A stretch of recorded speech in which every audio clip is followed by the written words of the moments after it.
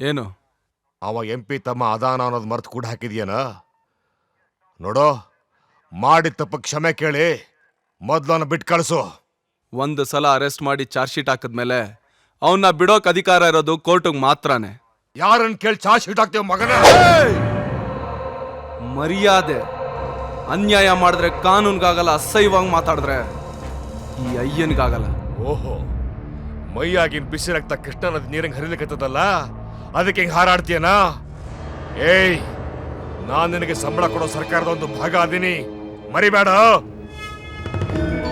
ಮೈ ಮ್ಯಾಗಿನ ಖಾಕಿ ಕಳಚಿ ನನ್ನ ಕಾಲಿಗೆ ಬಿದ್ದು ಬೇಡ್ಕೋಬೇಕಾ? ಇಲ್ಲ ಅಂದ್ರ ನಕ್ಸಲೈಟ್ ಬೇಡಿ ಟ್ರಾನ್ಸ್ಫರ್ ಮಾಡಿಸಿ ಇನ್ನ ಡೆಡ್ ಬಾಡಿ ಕೂಡ ಡಿಪಾರ್ಟ್ಮೆಂಟ್ ಸಿಗಬಾರ್ದು. ಹಾಂಗ್ ಮಾಡ್ಲಿಲ್ಲ ನಾನು MP ದೊಡ್ಡಪ್ಪ ಗುರುಪಾದನೆ ಅಲ್ಲ.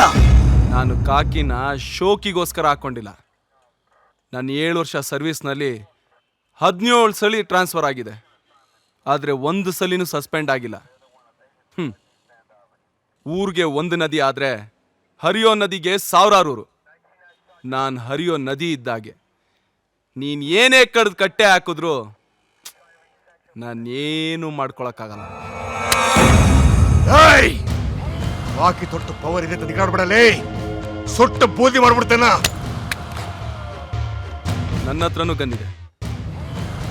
ನಿನಗೆ ಗನ್ ಕೊಟ್ಟಿರೋದು ಕಳ್ಳರು ಕಾಕರು ಮೈ ಮೇಲೆ ಬಿದ್ದಾಗ ಆತ್ಮರಕ್ಷಣೆಗೆ ಅಂತ.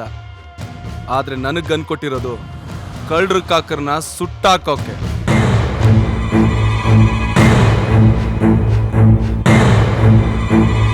ನಾನು ಕಾನ್ವೆಂಟಲ್ಲಿ ಓದ್ ಇನ್ಸ್ಪೆಕ್ಟರ್ ಆದವನಲ್ಲ, ಕಾರ್ಪೊರೇಷನ್ ಸ್ಕೂಲಲ್ಲಿ ಓದ್ ಇನ್ಸ್ಪೆಕ್ಟರ್ ಆದವನು.